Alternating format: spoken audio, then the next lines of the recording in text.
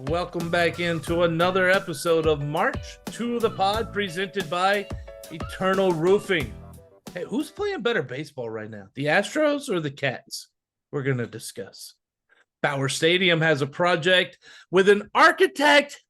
Hey, we're getting somewhere. We're going to tell you more about that. And then Miscellaneous is back. You can't see it, not even if you're watching on the YouTube channel, but I'm doing my Miscellaneous dance right now. Men's basketball, big edition. We're going to talk some softball as well. I'm your host, Corey Hogue, the non-FBS insider at Dave Campbell's Texas Football. Find me on your favorite social media channel at Corey Hogue Sports. That's all one word, CORYHOGUE Sports. I'm joined by the creator and manager of Sports of SHSU, again, all one word, on Twitter and Instagram, the chief operating officer of the Cat Fund and proud Bearcat alum, Ben Sorrells. Ben, how happy are the people that they actually didn't get to see me dance right there? I don't know. I think that's up to them. I think you can dance a pretty good jig, Corey. Oh, God. Do you want to see, like, honestly, let's just be real. If there's one thing I am, it's honest. And I have a whole lot of parts of me that are white. And white boy reigns supreme throughout a lot of it. And dancing is one of those areas where I am as lily white as it gets. That's all right. Hey, Nothing you wrong got with to that. own it, right? I think just having the confidence is half the battle. Oh, look, back in the day, I did a mean, like, washing machine and lawnmower. Dude, I would hit the, yeah, The I washing really, machine, that's a new one to me. What is that? Just a shake? no, man, you gotta bring the clothes out in the hamper. You gotta put them in the washing machine. You gotta spin them around, close the lid, let it Call that the shake. Then you family gotta put man. them in the dryer, Then you gotta Called fold doing them. chores. Yeah. I turned this, that was my superhero power when I went dancing, was to turn everyday chores into a dance and make people go, "Wow, he's stupid. Let's talk to him." That How'd that really go for was. you? I did the shopping cart. I think that's a new one to me too. I know the sprinkler, I know the worm. Oh, dude, no, those are used up, man. You could turn anything into a dance, is what I figured out. It You, sure sounds like it. Anything you can do around the house or around the grocery store. yeah, if you well, you have the cart, you're wheeling it, you got to stop, pick up something, look at it, put it in the cart, right? You're gonna keep going. Up, something else. Nope, that ain't it. Put it back. Yeah, dude. That's a new one to me. I might have to try that one out. Maybe the Oh, next wedding I'm at. oh, dude, you start pulling those out at weddings, man. People are gonna flock to you. I'm telling you. They're Oh like, yeah. what other stupid thing is he gonna do? And you're gonna find more. I promise you, man. That lawnmower, though, you think about it, because you have to walk up front, you got to prime the lawnmower, then you got to go back and you got to do the pull handle 3 times. You That's kind know, of some chainsaw action too. ooh, chainsaw action's good. But now for my dad, he almost cut his arm off with it. Oof. Yeah. So Anyway, you can stick to the shopping cart. wait, Dad, yeah, Dad, you go shopping. We're gonna go out here and do some chainsaw. We, I want to see like the quail hunting. Oh, the dog has a Well, point. Up goes weapon. we're off to a hot start. We are off to one heck of a start. And you know who's proud of it? Eternal Roofing, Taylor Andrus and our friends over there. They are so proud to sponsor this completely off the rails podcast. And let's tell you a little bit about what Eternal Roofing offers. They are your place for commercial, residential roofing, and general contracting services throughout the Hill Country and the Houston area and the entire state of Texas. They install, repair your roof, paint interior, exterior home or business, install gutters, doors. They can install your floors, perform any woodworking you need, repair sheetrock. And Ben, that calendar turned today, man. We are on May the 1st. If you haven't really even been writing a Christmas list yet, like, you're already behind, aren't you? You are, and hopefully one of those Christmas gifts is a an installation of Christmas lights from Eternal Roofing.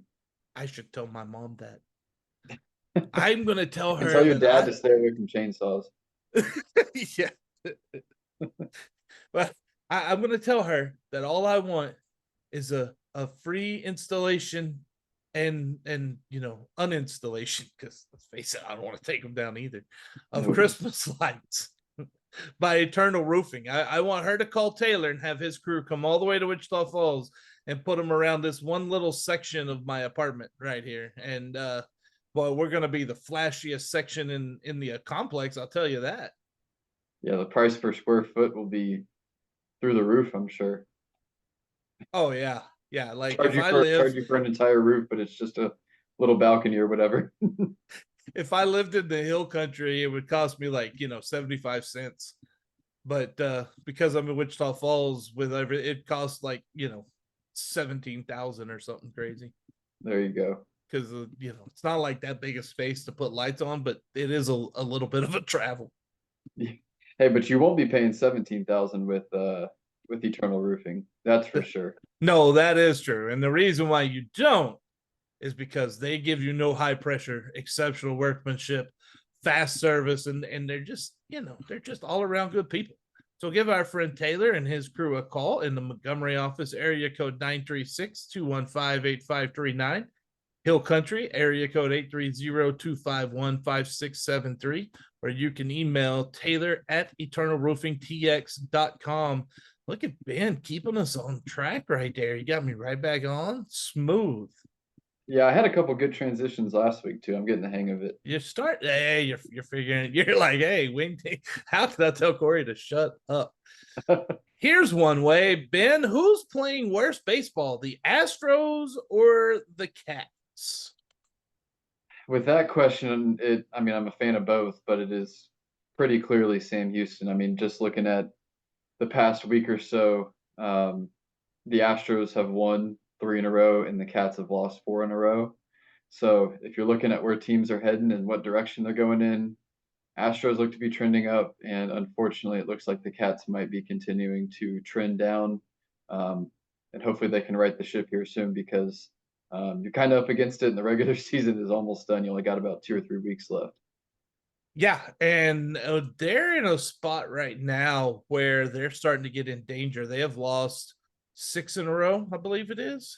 Is that what it is? Five I in a thought row. it was Five is in it a row. five? It's 5 in a row. They lost all Yeah, three to La Tech, Texas, and then Baylor. So they've lost yeah, they 5 in lost a the row. midweek last week, so that'd make it five. And so now they're in a part where they're on the verge of not making the postseason tournament this year.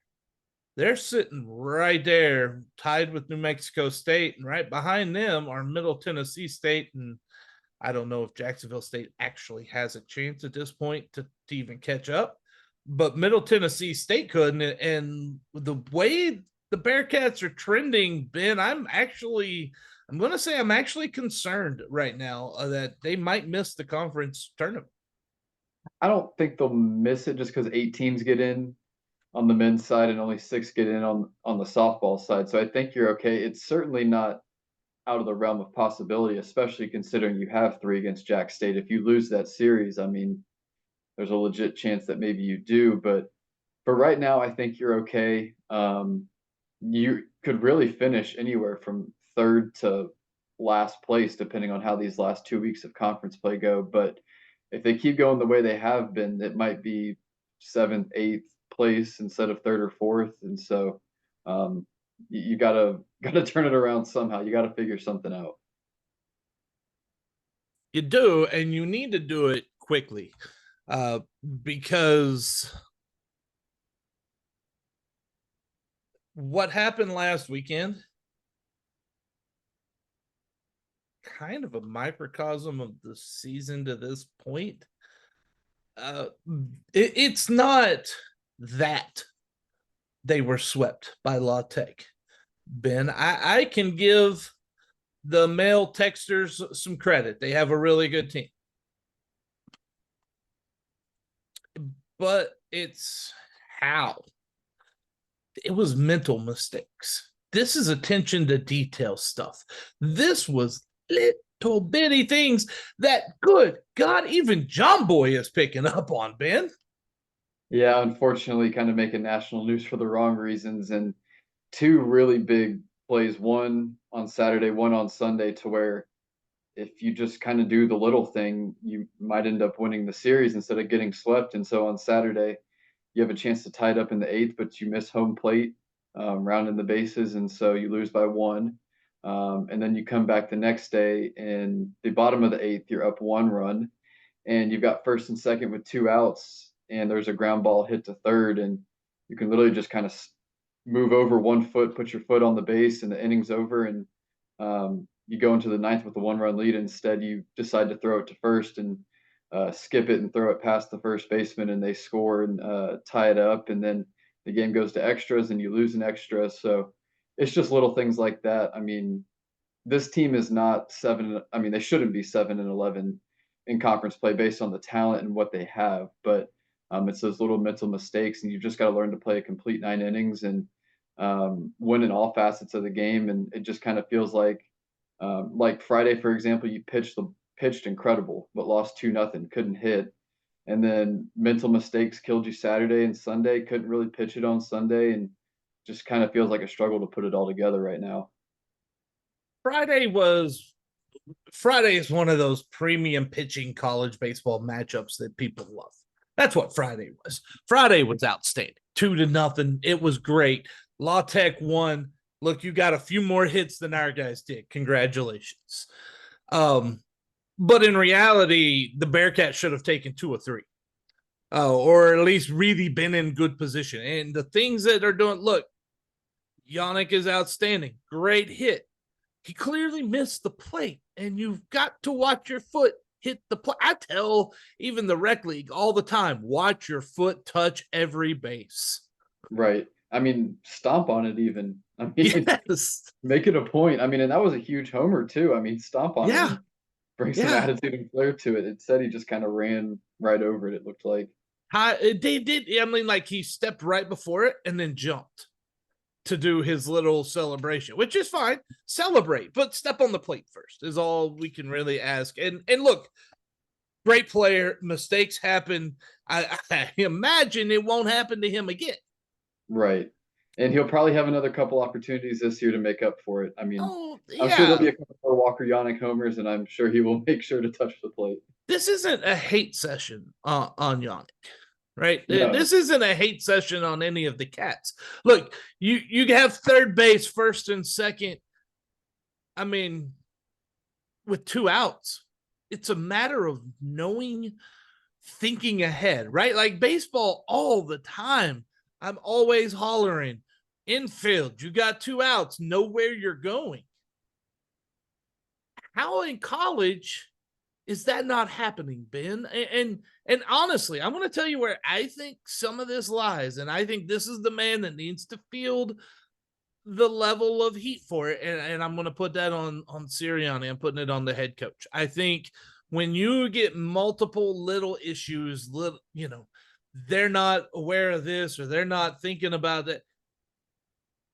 Surely he didn't do it, but at the same time, if you're stressing those details every day to these guys, they're going to follow and do that during the game. And they're going to know when they get the ball with 2 outs and runners on first and second to step on third and not try to throw it across. right. Because here's what happened. As soon as he started to throw the ball, Ben, I guarantee you he thought, oh, I should step on the base. And that ball just went. Right. And that's what it looked like it did, because it sailed wide and it skipped. And I mean, there's some plays where it's kind of in between, like maybe I could tag the runner, maybe I could step on it, maybe he's going to beat me. But this one, I mean, he was hugging the line. He literally had to move maybe 2 or 3 feet over. And um, it is what it is. And another thing in that game, I think it was Sunday, very first, or maybe it was Saturday, it's one of the two, but very first batter of the game is a ground ball to shortstop, throwing error, and then the very next batter hits a 2 run homer. And so it's just the little miscues and little mistakes. It's like this team has the talent and ability. It's just got to find a way to focus and put together a complete game in all 3 phases. mistakes will happen, and even college baseball, right? And you know that. But what the mistakes you have to avoid are the ones where you hurt yourself. There's going to be throwing errors. But decision making errors, decision making, and again, attention to detail errors, not stepping on the plate, not knowing the situation to know where you need to go with how many runners are on. Listen, Ben. These are college baseball players. They've been playing this game at a high level for a long time. They've had a lot of coaches. And you can't tell me they haven't been told multiple times to know the situations in each game, too. And so, yeah, I get it. You can argue Jay Sirianni shouldn't have to tell them that. But you know what? I have to remind myself every day to do something. You know what I mean? Like, you remind people. I Yeah. shouldn't have to remind myself to put my shoes on, but I do. And there's so much going on and so much to think about in a baseball game. I mean, you've just got to be on top of it the entire time. You got to know where the cutoff guy is. You got to know if you're the pitcher, who you're throwing back to, if it's second or short, if there's a ground ball hit to you. I mean, defense got to know their alignment. There's a lot of little things going on. So as a coaching staff, you got to have people prepared. And yeah, we'll see. Hopefully they can turn it around, and they need to. They do. Also, here's another thing. I would prefer my catcher to do that, not me. Once I reach seventh, eighth grade on up through high school, college, and even pro, I want my catcher. My catcher is the leader of my team. They're the leader of my infield. They're the leader of my defense. And look, Walker Yannick is the leader. They unquestionably all the way around. Just need him to take more of that, step out in front of the plate, let him know how many outs, give him that little runners at first and second. That's all you got to do. And then you go back and sit down, get back in the crouch and let's play baseball. It's those little things that make the difference, because those are correctable.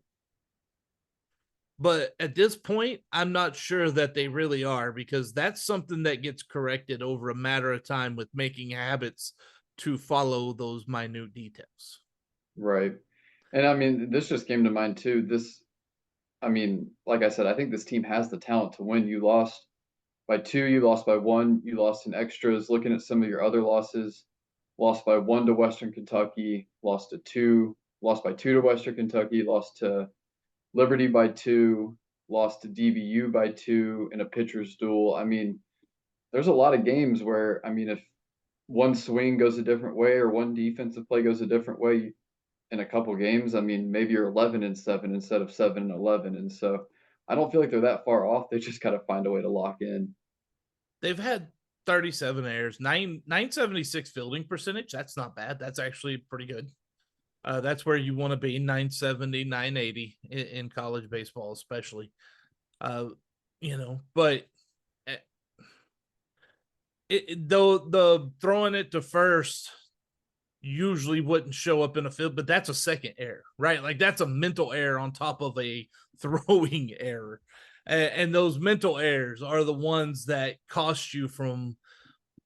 I mean, right now they're in danger of missing the conference tournament if they're not able to get some things going again here pretty soon. Yeah, I mean they should make the conference tournament. They probably only got to win one or two more games, but FIU's a decent team that you got to go play on the road. You're 2-7 in conference, and then Jacksonville State's the team that's hunting you. And if they come in and win a series, you never know what can happen. So we'll see.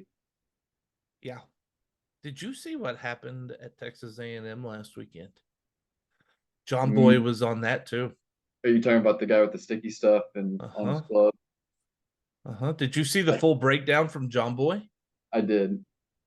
That is as damning of evidence as you're going to find that those dudes are using some illegal crap. Well, and then I don't know if you saw Jim Schlossnagle on Yep. TexAgs yesterday. Uh, I don't know if accusing is the right word. Maybe it is. Another team in the SEC having a video feed or a live feed in their dugout, and they're hitting 100 points better at home than they are on the road. So some interesting fishy stuff going on in the SEC. Yeah, by the way, it also looks like that could very well be Georgia too. Yeah, there were a couple schools that had like 80, 90 point differences. And so They I'm could very interested well to be know. talking about Georgia too. But if Yeah. not, like I don't know how prevalent all that is through college, and I don't know why. Like, it's not a money making. Jeez, the Bill Belichick's need to leave the baseball world. Okay, it needs Gate. in the Spygate. Remember Spygate. that one? Yep.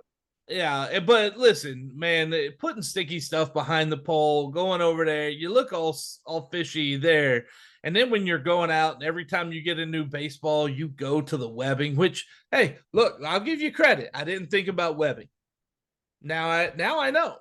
You got to check the whole dang glove. I wonder if, I don't think umps check gloves in college baseball right now like Well, they they did they before. can, but if they do, it's you're always looking for it inside or so.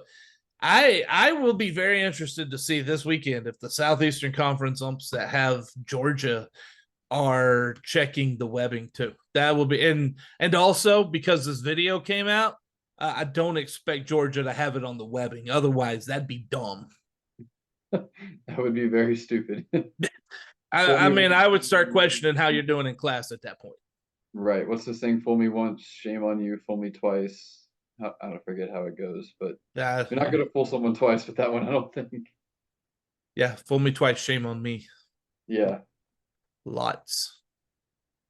Hey, did you know we're a podcast on the Republic of Football Network and an extension of Dave Campbell's Texas Football? Well, we are. So please like and subscribe to the podcast. Follow us on the various social media platforms, including Twitter, Facebook, and Instagram at March to the Pod. That's March, the number 2, the Pod, all one word. And big time hello to those watching on Dave Campbell's YouTube page. And so grateful you didn't have to see me put on any of my shopping cart or lawn mowing dances or folding the laundry, the washing machine, the dryer. The You could do miscellaneous washing dishes too, Ben.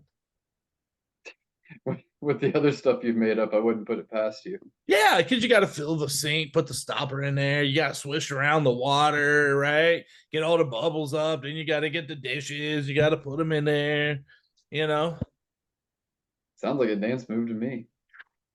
making hot dogs on the grill, dance move it all day long. Yep.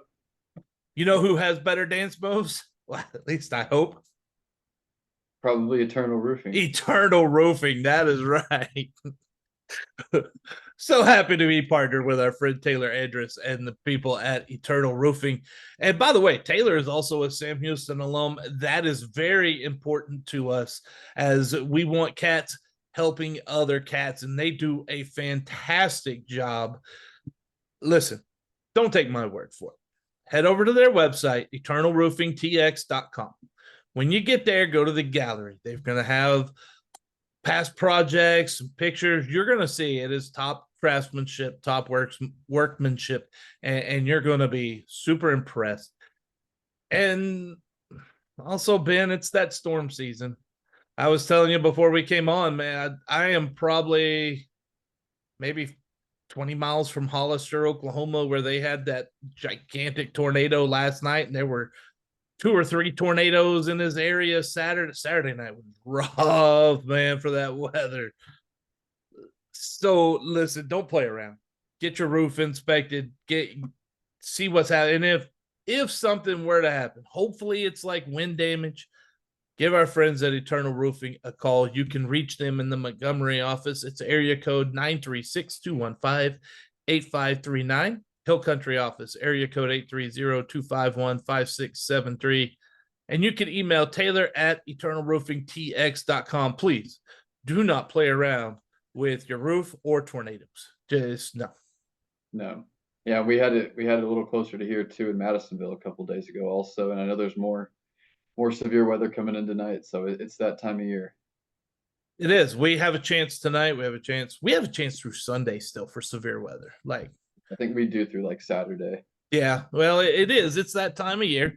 And thankfully we have great technology that that our weathermen like to use to warn us to get safety. However, they're not allowed to use it to assess the damage or the scale or strength of a tornado, which, sounds really strange to me because that tornado was seen. It looked like the eye of a hurricane from 18,000 feet, Ben. And it was a EF0, right? Well, I don't know. Like they're going to come out and assess the damage, and as they assess it, they're going to go, "Well, EF0 didn't do any damage," because that's how they.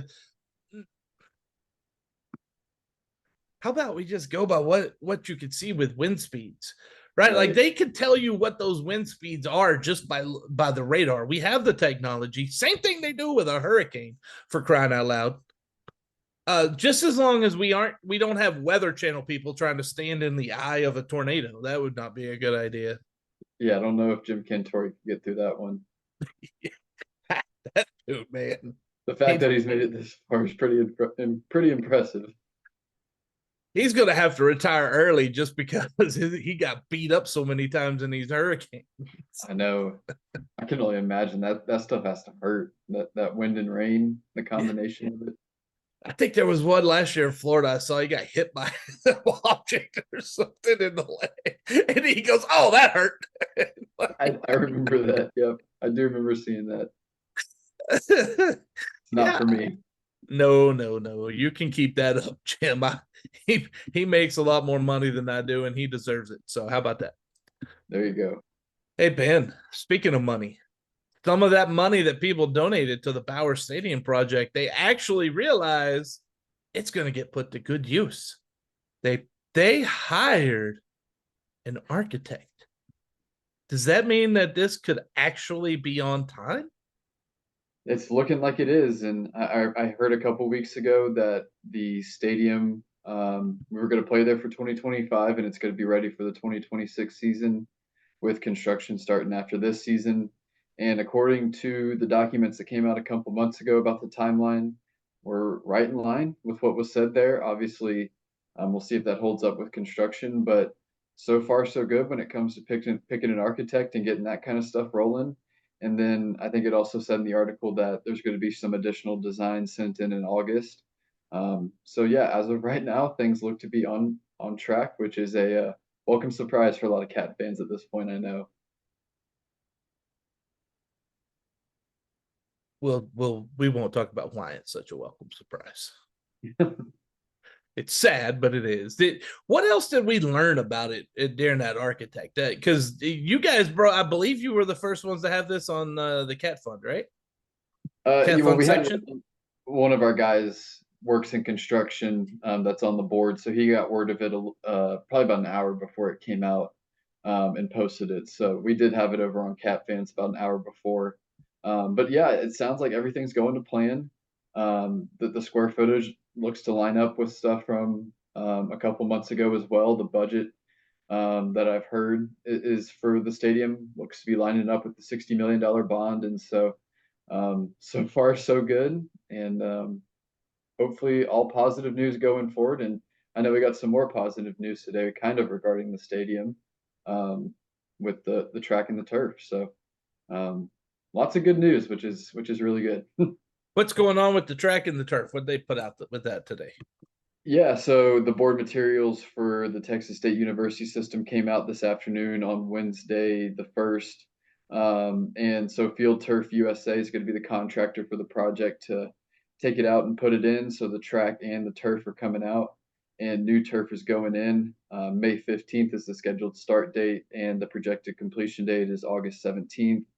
$2.8 million is the cost, it looks like. And so I know we've talked about it for a while that the turf and all that looks like it's going to be in for next year, and the track's going to be out, and so that's another pleasant surprise that everything is going completely to schedule, and hopefully it stays that way. But all positive news right now, which is really good.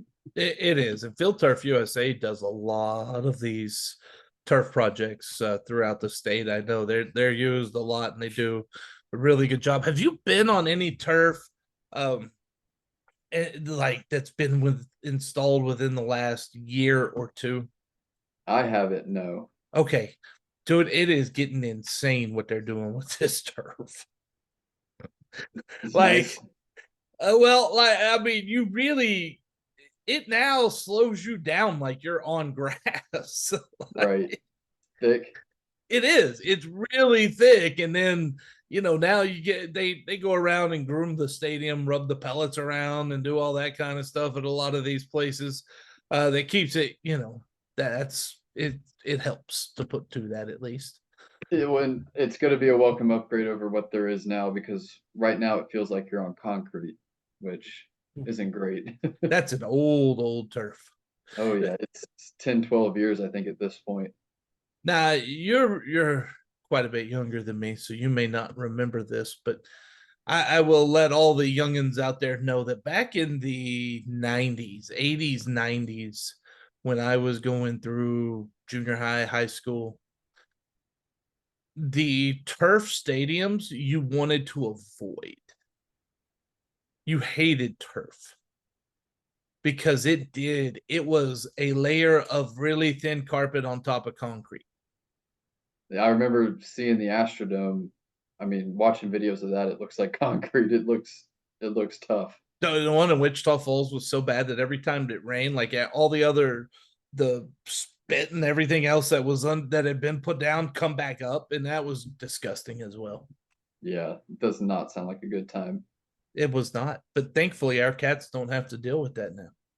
Yeah, and it's gonna help getting that track out of there. They're gonna have so much more room because right now the field events and the track just take up so much space when it comes to practice space for football. So that's good. And it's kind of a tripping hazard in some areas too. If you run a little bit too far off the field of play, you could roll an ankle or something in a pit or whatever track and field thing is set up. So avoid the safety hazards and get a little bit better of a playing service. It'll be a welcome sight. See, that wasn't what I was thinking about when you said that. What were you thinking? I was thinking about what I've seen every other school that has removed the track and field from and put in just all turf. It's a great way to make more money with field level suites. There you go. I mean, we've done that a little bit, but now you can hopefully play into it a little bit more because it looks like they've done pretty well when they've done them at Sam Houston once or twice a year. You could put them out like I'll give you a couple examples. I know Stephen F. Austin and Tarleton have like one end zone filled with they bring out white barriers or whatever and put them up there, and that works because then you can take them down. You still have all that space for game day. It just takes a little creativity, and you can have an area that you can sell to more sponsors, get more people out there, get a little more money in the program. Yeah, and we did it once last year for the Kennesaw game, which I think was homecoming, but definitely something you want to do for every game. More money, more people in the seats, gets people closer to the action. Um, I'm all for it. What's that guy's name they hired that's in charge of all this? Noah, Adam, Adam, right? Adam. Okay, well, Adam, if you're not listening, I hope you are, which just sounds really weird, but yeah, I'm sure if you tell Adam, yeah, we had it for one game, he's gonna go, why not all of them? Hopefully, he's a why not guy because that's my question.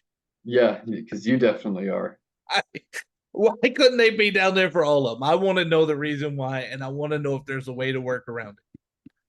If Why there's not? not, I get it. Why not? Hey, why not? Earlier we talked about Cat Fund, Yep, talked about how you had some exclusive information on the Cat Fund section of the Cat Fans page. we did.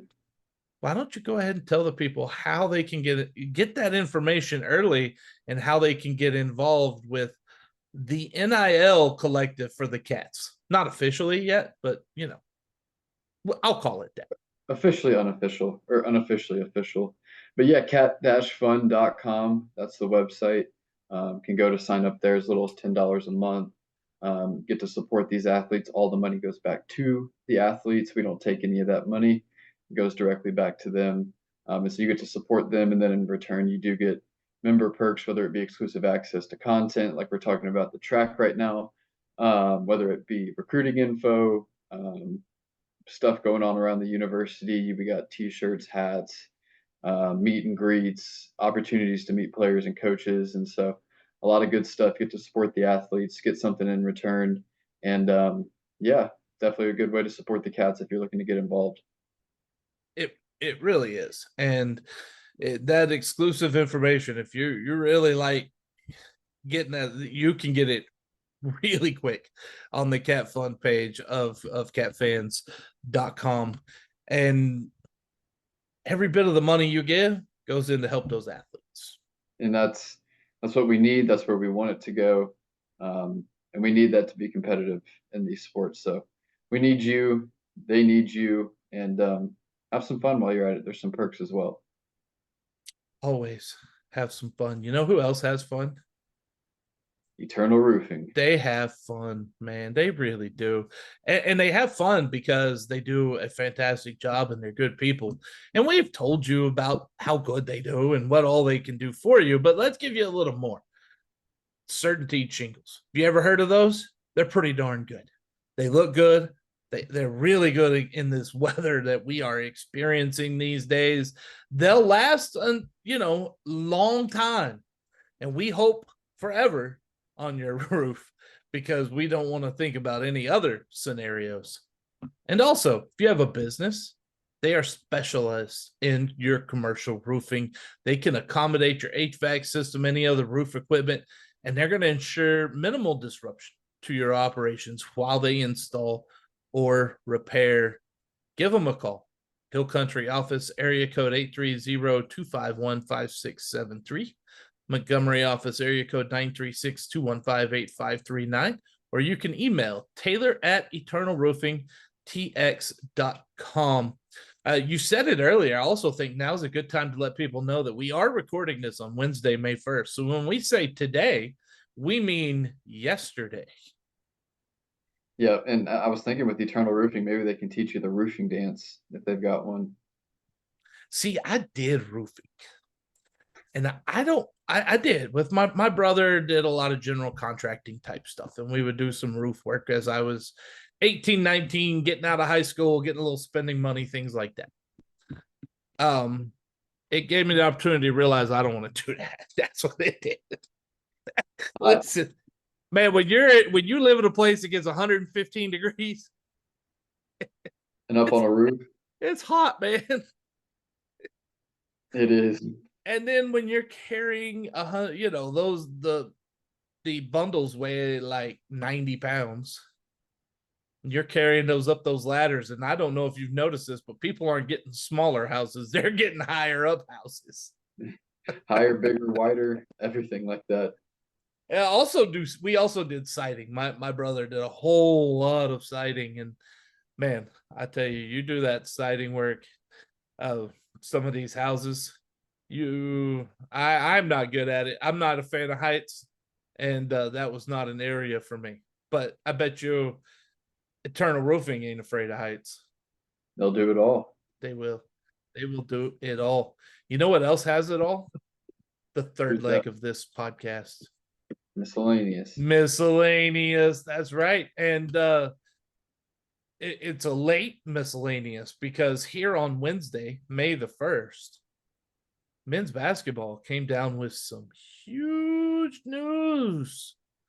Ben, tell us about it. Yeah, picked up a big commitment, literally and figuratively. When you get 6'11" big man Khalifa Sacco or Soko. I think I'm gonna go with Sacco, Sakho. Khalifa Sacco, Utah State transfer, 6'11", coming from a Utah State team last year that won an NCAA tournament game, won the Mountain West, and he's a guy that played some decent minutes for them, averaged about 11 minutes per game, had some significant contributions in some games. I know UNLV on the road, he had 7 points and 5 rebounds. I know he had 7 points and 3 rebounds against San Francisco. Had 6 points in an NCAA tournament game, 8 points against San Diego, and so when he got on the floor, he was pretty good. And the one thing that I keep seeing from him and hearing from people is he is very, very athletic. That's kind of his biggest skill, maybe not skill set, but that's where he's best suited. Is just he's very athletic for a 6'11" guy, and he's going to step in and fill the role that Suleiman Doumbia leaves, and then the year before Casey Eziagu had. So third year in a row that someone has taken kind of maybe a step down from where they were, kind of at the Power Five, upper level of college basketball. Didn't play a ton, kind of taking a step down and getting a bigger role, and I'm excited about it. It's like a thing that they do in men's basketball where they make sure they go find a big man with a name that is the hardest for Texans to pronounce. Yeah, so you go from I was wondering why you're laughing, but it makes sense now. I thought I said something, but you go from Casey Eziagu to Suleiman Doumbia to Khalifa Sacco. Um, all 6'10", 6'11" big men. So Eziagu came from K State, Doumbia came from TCU, and now Sacco's coming from Utah State. And they all played a little bit at their previous school, didn't have huge roles, but obviously we've seen how that's worked out for the last two guys. It's worked out really well, and I expect the same going in this next year. I mean, really, we're at a point that this is becoming a tradition unlike any other. Call it the Masters. It's the masters of recruiting, Chris Mudge. Yeah, and I mean, doing a good job of it too. I mean, Eziagu's a guy that I mean was really, really good, and I think Doumbia was even better this last year. And out of the three of them, if you look at what they did at their previous school, Sacco might be the best one. He's a guy that played some legit minutes, especially in Mountain West play, and played 15 minutes in an NCAA tournament game. Um, and so I'm really excited about what he can do. He must have just wanted a larger role. A lot of these guys do. And he played at South Plains before he went to Okay. Utah State, so there's probably some connection there. He's kind of familiar with Texas. Obviously, South Plains isn't really Huntsville, but back in Texas, maybe some connections there, and then obviously you get a much bigger role than what you had at the previous school. Also, South Plains, home of the player of the year in non D1. there you go. That's listen, man. I don't know when those JUCO teams. The talent Good. is the talent is so good, and yeah, they South Plains was really good this year too, and they have been. Which when you say South Plains, that's a JUCO that I go okay. Yeah, and he was Defensive Player of the Year, I think, twice in the conference. I forget what conference it is, but I know Utah State beat out Cincinnati, and I think I forget the other school, but it was down between those two, I think, for him when he left South Plains. Are they Region 10? I have I no know idea. there's Region 5. I think Region 10, Region 14, I believe, is football for JUCO. Defensive Player of the Year in the WJCAC conference. Yeah, South Plains. WJCAC. That's Region 10, I believe. Yeah, you know better than me. A little bit. Man, you get the WJCAC, SWJCFC, like the JUCO ones, man. Like they make Alphabet the soup. Army look good. It's alphabet soup. It is.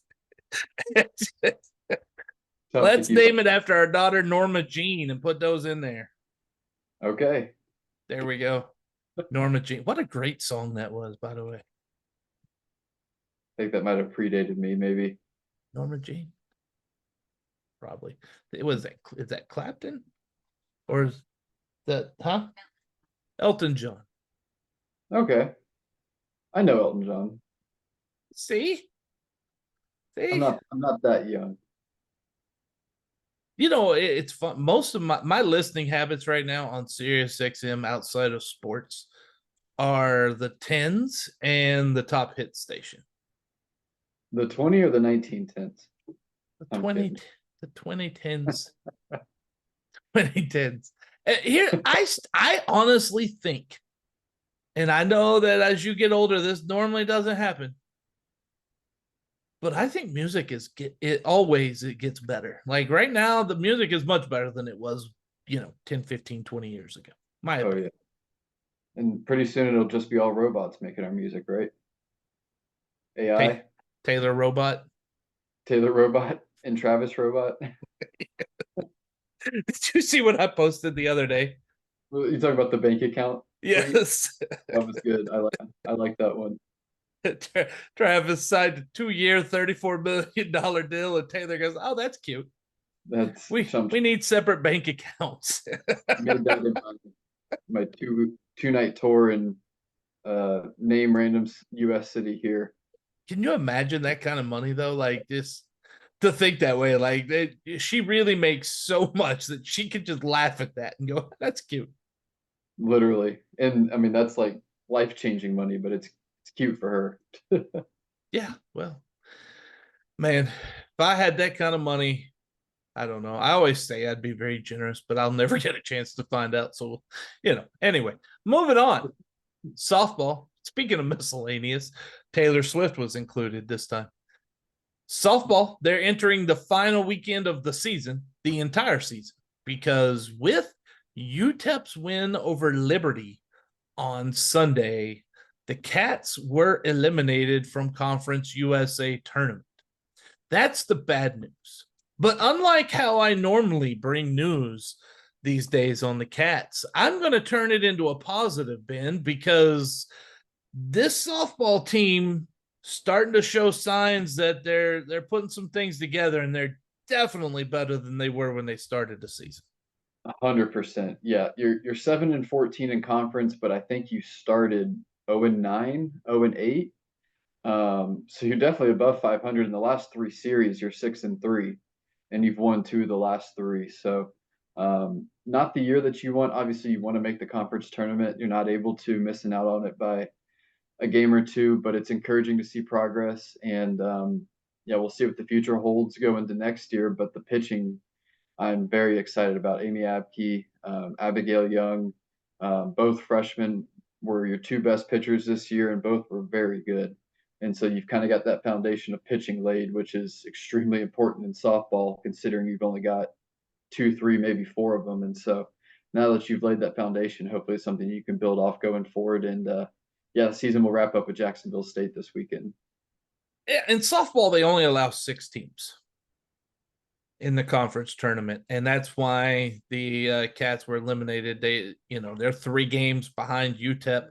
UTEP does have a road series with Western Kentucky, but even if they win, they finish tied. UTEP took 2 or 3. So head to head, UTEP has clinched the spot, and that is confirmed through the conference office. Thank you, Josh Jonas, for your kindness and actually answering my junk emails that I send you.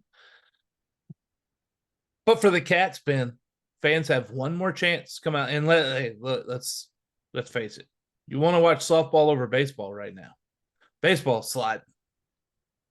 Get out Yeah, there it's this kind of weekend. going in opposite. I mean, it hasn't been a world beater kind of year for softball, but they've definitely been trending up, and baseball's kind of been trending down. That's for sure.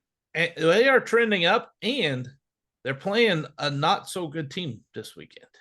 Yeah, Jack State, I think they're either on par with us or below us. And so They are 11-10, 22-27 overall.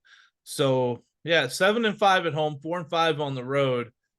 Sam Houston's 4-5 at home and 3-9 on the road. So get out there and support them. It's a good chance to see what these freshman pitchers have. And they play Friday at 6:30 at the Bearcat Softball Complex. Game 2 will be Saturday at 3:30, and Sunday at 12:30 is the final. As always, when you're in April and May in the state of Texas, check your weather forecast and social media pages before you head out to the game to make sure the times didn't get moved, because they get moved quickly. Jeez, Ben, why do I do this? Especially in softball, having a dirt field too, that does not help. Is that something like this changing? Yeah, they need turf on the field, number one. But number two, I feel like COVID gave us the opportunity to realize we actually can make these things happen on a lot shorter time frame than we thought. Right. Yeah, playing what was it, all 17 sports in the spring? Found a way to make it happen. Yeah, well, it's funny. All of a sudden, I can't find games, and then people cancel, and you've got game. I can't get a game that fast. You get a game in a week. Yep. Just saying, it can happen. Yep. That is one of the positives I take out of COVID. I take positives out of stuff sometimes. We got positive for you today. Most of the time. Magazine's written. He's in a good mood. Oh God, yes. Yeah. Oh, but yeah. Speaking yesterday, I finished that yesterday, and as part of my celebration after Gabe's game, we went to Rapid Fired Pizza. I don't know if you've heard of that place, I have not frequented that establishment. but Rapid Fired Pizza. I have no idea if it's a chain or just a local thing, or I doubt it's a local thing because Wichita Falls ain't that cool. But if you go to Rapid Fired Pizza, they have a buffalo mac and cheese pizza bin. And listen, Town. you need a fork. Okay. I'm telling you. But my God, that's good pizza. Was that in Iowa Park? God, no, man. In Wichita Falls.